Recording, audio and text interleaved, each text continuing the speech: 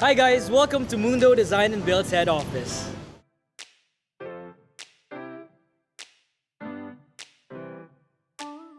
Today we'll be taking you on an exclusive tour here in our head office here in Makati. But first things first, if you're new here, make sure to tap that subscribe button so that you will be updated in our latest videos. And while you're here, leave a like and a share, and feel free to let us know in the comment section down below what do you think about our head office. By the way, I'm JB and this is Made by Mundo.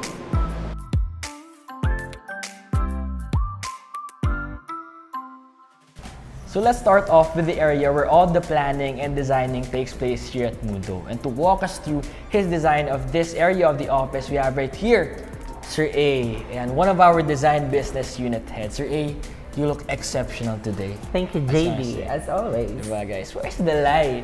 Anyway, without further ado, sir, introduce natin yung office natin to our viewers. As we all know here at Mundo, we were in the first occupants here in the building, right? Correct. So, let's just share with our viewers, sir, what did the office look like before Mundo came in? Oh, I can't imagine, but then it was an office for a pharmaceutical company. It's traditional, formal-looking setup with enclosed room, carpets, and traditional acoustic ceiling. But because of that, the layout doesn't give us too much sunlight in it. So the office always looks gloomy and dark. Can you imagine that? Right. So like the requirements of a design and build firm, it wasn't being supplemented of the old layout. Correct. Since it was gloomy, right? And then maybe the carpet finish, it wasn't like matching with the style that you would want to incorporate in a design and build firm. So with that, Sir A, the next question is, what was the perfect style to incorporate into the office for it to be a more conducive workspace? Well, I choose industrial style. It was inspired in New York office atmosphere where some of the finishes are more in raw, such as the wall, flooring, and even up the ceiling. Alright, so industrial, we have our exposed trusses, right? And also the beams, yung mga rough edges. Yes. I love that. Parang medyo brutalist and rustic finish. So Sir A, since we already dove into the specifics, diba, you mentioned about the ceiling, you mentioned about the flooring. Let's talk about another specific factor in designing, which is lighting. Since it talks about the mood that you bring into the room. So just like for the office. So sir, is there any lighting technique that you applied in designing our office? Actually, JB, I really want to veer away from a typical corporate lighting. So I made sure that I play with the natural lights coming into the office and complemented it with the warm artificial light to brighten up the whole space up. Right, so parang pag corporate lighting kasi sir, di ba parang it's like cold, really cold, like white light. So with the office, you decided to go with the warm lights, mga yellow, and then of course taking into account the natural light that it's very important also that comes into the room. I strongly agree, and not to mention it also boosts the productivity level of our staff. Ikaw personally, sir, pag halimbawa may sunlight habang nagwo-work ka, yung mga golden hour vibes, do you think mas nagiging productive ka, malakas ba maka-energize yon when you're designing for our clients? Yes, because as a creative designer, you always imagine and you really want to tell the story to your possible projects and possible client too. Right, so lighting, guys, plays a huge role, not only in the rooms inside your house, your comfort room, but also, syempre most importantly, the office. So now, Sir A, let's talk about color. Okay. So what was the color palette that you decided to use for our office? JB, I choose neutral and nude palette for this office. I place white, gray, and black as the dominant color with a pinch of green for interior plants and earthy wood tone just for the contrast. Well, I really wanted to achieve the clean and clutter-free environment for our staff. So there you have it, guys. Some expert tips from the Sir A. If you want your home office or you want your office to look clean and clutter-free, yung mga wood and black and white as your major colors, yung mga neutral colors, that's absolutely the way to go. So Sir A, one last question before we take our viewers to the other side of the office, no? What are the unique features and aspects of the design did you choose for the office? Well, I mixed the existing structure and added a new one. For example, our exposed ceiling slab. For me, it's really good, so I kept on it.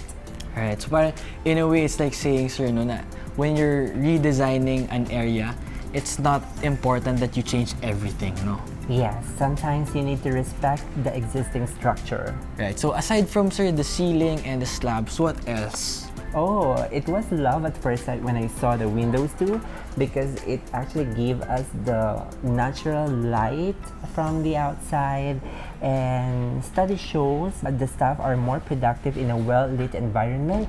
So I took advantage of it by placing the workstation near the windows. Right, so with that, sir, workstation, syempre, when you're having a workstation, it's very important that the furnitures are nice as well, sir. So how about the furniture, sir? Yeah. How did you choose the design for our furnitures? Just to complement with the industrial style, I choose the modern furniture and fixtures. So, modern furniture and fixtures to blend in with our industrial style and motif. So thank you so much, Sir Aldwin. It is very insightful for us to hear how our design team was able to create a central hub that generates so much productivity for our company. So again, thank you so much, Sir A. It's a pleasure, and I'll see you later, yeah? See ya! See ya!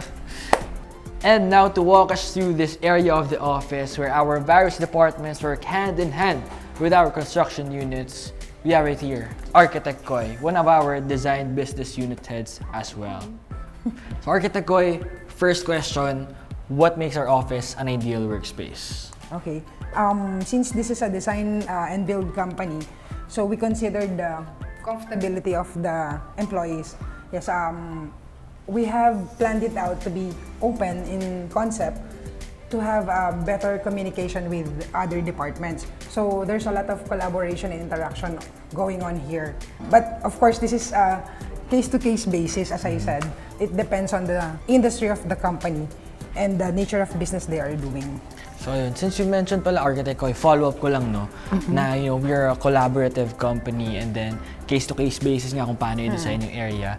For this specific tour in our office, how did we optimize the spaces in our office for it to be, be more a conducive workspace? Yes, and as an architect, we have major things to consider. But the major one would be the natural lighting and ventilation. So in here, we maximize the natural use of lighting, wherein we placed all the general workspaces along the perimeter of the window. Kasi there's so much light in there. And then we also have, since the building is old, we really studied the air conditioning system and ventilation system of this one. So we provided a good one for that. And one more thing is that, siguro yung sa physical aspect ng existing condition nito dati, they have a lot of close ceiling. So we just opened it up. We have created a double volume effect for that. Alright, so Architect, ito naman. Since na-mention mo yung lighting, the ventilation, all those, di ba, are needs of, an office. So, what are the other specific needs did we address in designing our office? Okay. So, since you have to address those kind of maraming issues on site, so kailangan talaga siyang aralin. So, we did an ocular inspection to check. And then, from there, we can do up space planning. Kasi we have to study the flow of the departments. You have to know kung paano ba yung circulation nun para maging efficient lahat ng galawan. And to think na we decided to have an open space planning, there will be some considerations din na maapektuhan, like yung acoustics natin. If it is open kasi, there will be a lot of noise. And then you have to consider din yung privacy. Kasi hindi naman pwedeng open lahat.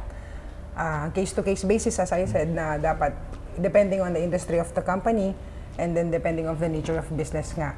Another one is paano makaka-focus yung tao kung lahat open.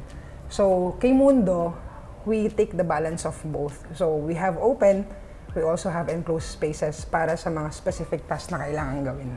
Alright.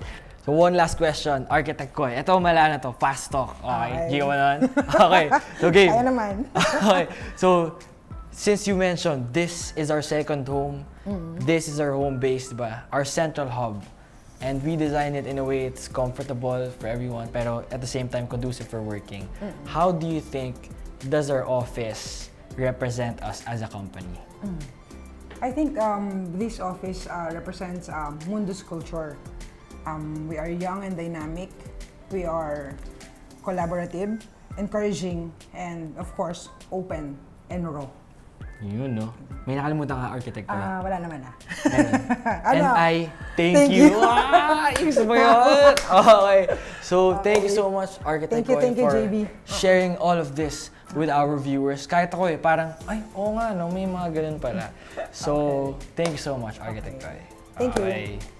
So that's it for this video. If you liked our office tour, feel free to leave a like, comment, and a share. And if you haven't subscribed to our YouTube channel, make sure that you do for your weekly dose of design and build content. Again, I'm JB, and this is Made by Mundo.